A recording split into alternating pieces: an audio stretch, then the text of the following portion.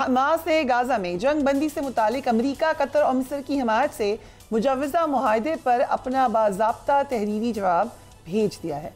ये पेशरफ्त अब हम उस वक्त देख रहे हैं जब कतर में इजराइल और हमास के दरमियान नर्म या मुकम्मल जंग बंदी के लिए एक कोशिश है। मुज़ाकरात जारी हैं। मुज़ाकरात के दौरान एक नया मंसूबा भी अब पेश कर दिया गया है। इस मंसूबे के मुताबिक इजरायली अफवाज के इनखला, कैदियों के तबादले और जंगी मराहिल की वजाहत इसमें इंक्लूड की गई है। हमास ने अपने बयान में ये कहा है कि अब जंग बंदी का जो पूरा का पूरा ओनर्स है या इन्हिसार है वो इजराइल के फैसले पर है। जंग बंदी का ये मंसूबा हम कह सकते हैं कि ऐसे वक्त में सामने आ रहा है जब गाजा में भूख और कहत की संगीन सूरत हाल है और अफसोसनाक तकलीफ दे अनबिलीवेबल हकीकत यह है कि इजराइल जिस तरीके से भूखे लोगों के ऊपर अटैक करता है वो मेरा नहीं ख्याल कहीं से भी उसकी एग्जाम्पल मिल सकती है। इसी वजह से इजराइल के अंदर से भी आवाज़ें उठने लगी हैं। तेल अवीव में मुजाहिरीन ने नेतन्याहू की हुकूमत के खिलाफ एहतजाज किया। गाजा में फौरी जंग बंदी और इंसानी इमदाद की बहाली का मुतालबा भी किया। रिपोर्ट्स ये भी कह रही हैं कि मुजाहिरीन ने आटे के थैले और फाका कुछ बच्चों की तस्वीर उठाकर इजरायली फ़ौज की पॉलिसीज़ के खिलाफ बात भी की। मुजाहिरीन का कहना था कि फ़लस्तीनी अवाम को भूखा रखना इंसानियत के खिलाफ जुर्म है। ये मुजाहरा ऐसे वक्त में किया गया है जब पूरी दुनिया की इंसानी हकूक़ की तंजीमें गाजा की सूरत हाल पर इंतहाई तशवीश का मुजाहरा कर रही हैं।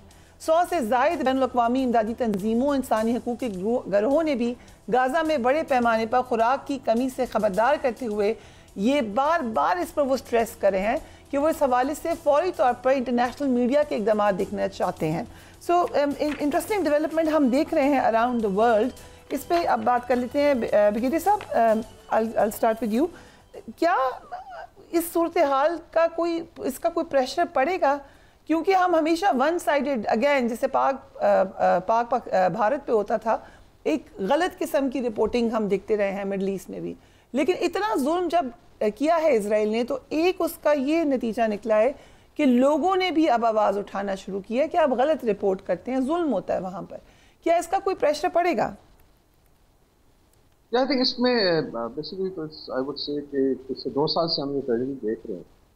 इसमें जो ज़ायनिस्ट लॉबी है that is the main culprit even with in Israel. I would say कि बाय एंड लार्ज जो हमारी सस्पेंड है कि 60-70% लोग शायद नहीं है, ऑल्दो वोट करते हैं लेकिन दे आर नॉट ज़ायनिस्ट पर से। सो ज़मीर तो जागता ही जब वो देखते हैं कि बिल्कुल साथ वाले घर में ये हो रहा है। दूसरा जो है इट्स पार्ट ऑफ दाइवा पॉलिसी, जिसमें आई थिंक पहले भी हमने बात की थी, ये बुनगोरिया के टाइम की 1948 से फ़लस्तीनी चूँकि ज़्यादा थे फ़लस्तीन में से, तो डेमोग्राफिकली दे डिसाइडेड कि जब भी इनकी नस्ल तैयार होगी they will be mowed down. दाइवा का मतलब है मोइंग द ग्रास, और ये कंटिन्यू रही। फिर 3-4 आपके जो 4th इंतफादा भी चल रही है। तो ये लेकिन ये जो इस वक्त उसकी फॉर्म है वो बड़ी हीनियस है।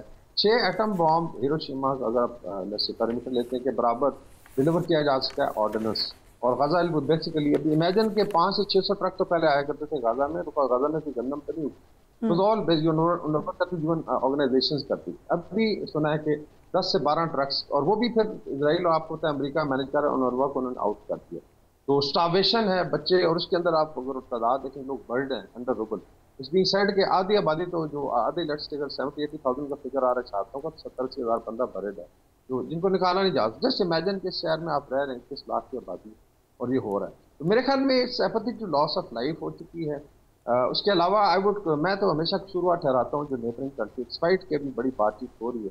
देखिए मिस्र और जॉर्डन और किसी हद तक सीरिया वो खुद में रहा, they could have played a very major part. ऐसा नहीं है कि आप सामने क्राइसिस देख रहे हैं। अभी कॉन्वॉयज आए थे अलजायर, ट्यूनिस से और लीबिया से टू सपोर्ट डॉक्टर्स आए थे, तो मिस्र ने इजाज़त नहीं दी। तो I think they are part of the problem.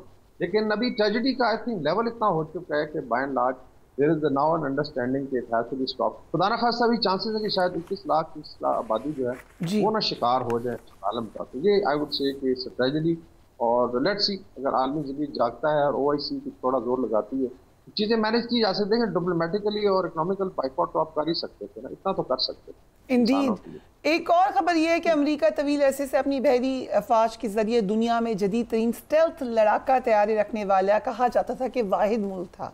लेकिन चेंज ये आया है कि चाइना ने भी पहला J स्टेल्थ फाइटर जेट 35 अपनी बहरिया में शामिल कर लिया है। अमरीकी बहरी ताकत को अब ये बराह रास्त चैलेंज कर रहा है। चाइना जल्द यही जहाज़ पाकिस्तान को भी देने का इरादा रखता है। चीन ने शुमाली ज़िला शम्बी में 2,70,000 मुरब्बा मीटर का बड़ा प्लांट बनाया है। اس پلانٹ میں ہر سال 100 سے زائد J-35 طیارے تیار کیے جائیں گے۔ اس وقت امریکہ کے پاس 11 نیوکلیئر پاور ایئرکرافٹ کیریئرز موجود ہیں، جن کے پاس 2 طیارہ بردار بحری بیڑے فعال حالت میں موجود ہیں، جن کا تیسرا طیارہ بردار بحری جہاز سمندری تجربات سے گزر رہا ہے۔ ایکموڈو صاحب، یہ اب پاکستان پہلے ہی الحمدللہ اپنی پی ایف کی سپیریورٹی دکھا چکا ہے بھارت کو، اب یہ کتنا امپورٹنٹ ڈیولپمنٹ ہے؟ فریہ، جو بھی اسٹیلتھ جہاز ہوتا ہے یہ اب ایک قسم کا نیڈ آف دی آر ہے، یا فیوچر جنریشن اسٹیلتھ پر بیس لے دی جائیں گی اس ٹیکنالوجی کو بیس کر کے۔ میں آپ کے ویورز کے آسانی کے لیے بتاتا چلوں کہ دنیا میں صرف اس وقت 5 جو اسٹیلتھ فائٹر جہاز موجود ہیں، 2 امریکہ کے پاس ہیں، F-22 ریپٹر اور F-35 ہے، Su-57 رشیا کے پاس ہے، اور چائنا نے یہ 2 J-20 اور J-35 چائنا کے پاس ہے۔ J-20 پہلے کا جہاز ہے، لیکن یہ جو F-35 ہے یہ لیٹسٹ ہے، اور ابھی انڈکٹ ہو رہا ہے ایئر فورس میں اور نیوی میں۔ بنیادی طور پہ اسٹیلتھ کرتا کیا ہے، کیونکہ وہ نظر نہیں آتا ہے ریڈار پر، اور اس لیے اس کے لیے پینیٹریٹ کرنا دشمن کے ڈیفنس سسٹم کے اندر اور جا کر حملہ کرنا اور بہت بڑا سرپرائز اور شاک افیکٹ کریٹ کرنا نسبتاً کہیں آسان ہوتا ہے ایز کمپیئر ٹو کنونشنل جہاز۔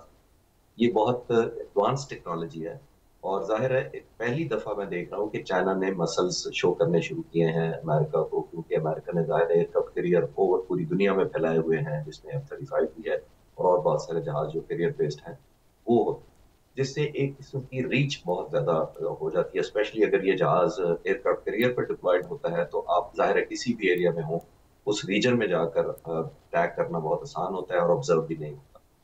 چائنا نے پہلی دفعہ یہ F-35 انڈکٹ بھی کیا ہے، اور اپنے ایئر کرافٹ کیریئر پہ وہ شو آف کو پاور بھی جیسے کہہ رہے ہیں کرتا ہے۔ شاید یہ چائنا انٹینٹ نہیں کرے گا اس طرح کی اگریشن، بیکاز ان کا 70-80 سال کا جو ریکارڈ ہے وہ اپنی اکانومی پر وہ انورڈ لک کر رہے ہیں، لیکن کسی سٹیج پر آپ نے نوٹ کیا ہوگا کہ وہ ٹیکنالوجی پر کمپرومائز نہیں کر رہے۔ پاکستان کو یہ مل جائے گی یہ ٹیکنالوجی؟